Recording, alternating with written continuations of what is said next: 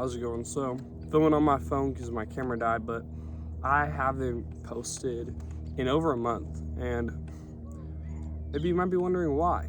And I've been on a little bit of a journey, and I still am on this journey, where I started to not question my faith, but kind of felt like I was missing something. I've, been at a Baptist Protestant church for maybe around a year, you could say, maybe a little bit more, a year and a half, I'd say about. And started great, amazing, cool church, but every Sunday just kind of felt like I was started to feel like I wasn't being fed enough. I say that, I mean spiritually. My spirit still was feeling empty. It was very surface level.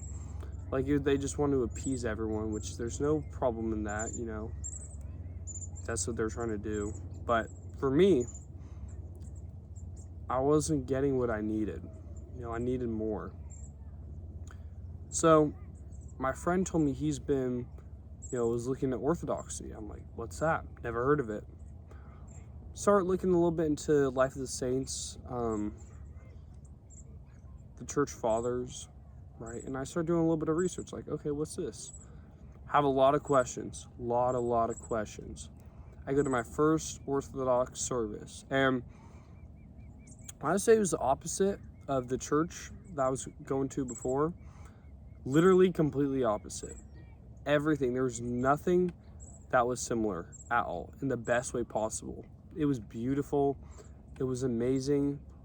The amount of reverence they had for all these people, all these things that a lot of it didn't make sense to me at first, right? A lot of it I was so confused, like, what is this? Then me and my friend, we talked to the deacon, asked him tons of questions. He explained so many things, and it all made so much sense to me. In a way that I could describe it, that would be a perfect example, is Protestantism is like there's an ocean and you dip your toes in. You're just getting your toes wet. Orthodoxy, and so for my journey of Orthodoxy, it's like you jump and dive all the way in. There's so many things that you would never have seen from the surface where you're just dipping your toes in. You don't see the reefs, the fish. You don't see those unless you actually go deep in the water. And that's Orthodoxy. And it's beautiful because it's all about how the whole goal is become unified with Christ. It's beautiful to have that deep, intimate relationship with Christ. And I soon have realized that I'm never going to find that relationship with Christ in Protestant church. I have had a relationship with Christ, right? I'm not saying you're not going to be able to have one, but I'm saying is mine ever since I've started to pursue the Orthodox Church has deepened so much with something like they have the daily prayers, the morning prayers, the night prayers. Those have helped me so much. It's just each one, it's like 30 minutes, but you have that dedicated prayer time where it's just beautiful. You just get to focus on the Lord with the icons. Protestants is crazy, the amount of Protestants that think icons are idols. Idols, yeah. It's crazy. When it's literally Jesus. Like, or someone else. They think, a lot of Protestants think that, Orthodox worship the saints or worship Mary, but that's not true. And I actually thought that too, because that's what I was told. But I look into it and I ask, and I'm like, no, not at all. Protestants, they have this idea of all these beliefs that now, knowing the truth, I can never go back to being a Protestant because of what's been revealed to me.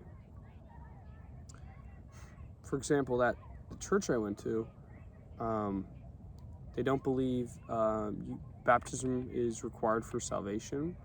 They don't believe that partaking in the Eucharist is the real body and blood of Christ.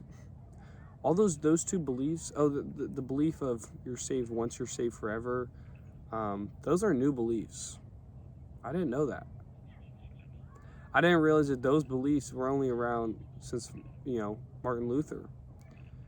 I didn't realize that for the entire amount of church history, they all believed that was never even a belief. And if someone did have that belief, they were cast out, they were a heretic, they were excommunicated, because it takes away from the divinity of Christ. And it takes away from the importance of baptism. And so now it's like I have experienced only, I can't even talk on much because I don't even know, I'm just still new to this, right? But I've experienced the truth, and now my goal is to help others to experience the fullness of the truth. And there might be someone watching this who has critiques or comments, and feel free to ask whatever you like, or say whatever you like. I'm still new to the point where I can't, speak on Orthodox theology. I haven't received that blessing, and I'm not fully a part of the Orthodox Church yet. But it's really interesting to me. And you might be wondering, why not Catholicism? Simply because they added, once there was a split, they add things, for example, to the Nicene Creed. They added the Filioque, which basically hurts the essence. They basically, I'm not going to go into it, but basically it is considered a heresy. So, yeah, basically that's kind of where I'm at right now. I'm pursuing Orthodoxy. I'm loving it, actually loving it. And I encourage everyone to look into early church history, the lives of the saints, and to just, learn a little. There's, it's good to learn. It's good to look into other things, especially if you're feeling like Protestantism, you're not really getting anywhere. That's how I was feeling. I hit a roadblock, like a dead end. And I can tell you confidently that the Orthodox Church is the true church. And yeah, I hope you guys like this video. Subscribe if you want to join me on my journey. And maybe you're on the same journey and we can go through it together, right? Learning about the lives of the saints. I'm reading this book. It's called The Orthodox Church. I actually need to be reading it more. But yeah, I hope you enjoyed this video, and I'll see you guys in the next one.